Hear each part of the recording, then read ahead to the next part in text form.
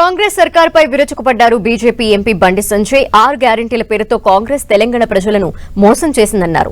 అధికారంలోకి వచ్చి 100 రోజులు దాటినా ఇచ్చిన హామీలు అమలు చేయటం లేదని విమర్శించారు.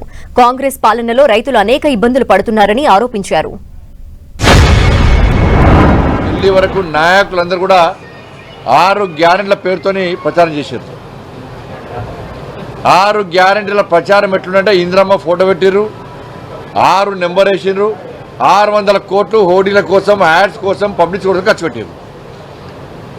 కానీ 6 గ్యారెంటీల అమలు కోసం మాత్రం 600 కోట్లు దొరుకుతలేవు వాళ్ళకి. రైతులు లాభాల కోసం చూస్తలేరు. వాళ్ళ పెట్టుబడి 20-25 వేల రూపాయలు.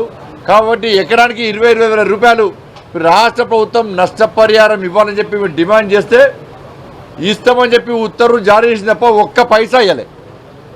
ఒక్క పైసా రైతులకు వెళ్ళి ఇప్పుడు కూడా రైతులు గోస పడుతున్నాడా, ఇబ్బంది పడుతున్నాడా, పెట్టుబడి చాలు మాకు అని చెప్పి ఇబ్బంది పడుతుండే ఒక్క వచ్చి 100 రోజులు దాటే వాళ్ళ రైతుల రుణమాఫీ విషయంలో ఎందుకు స్పష్టమైన ప్రకటన చేయలేకపోతున్నారు కాంగ్రెస్ పార్టీ ప్రభుత్వం?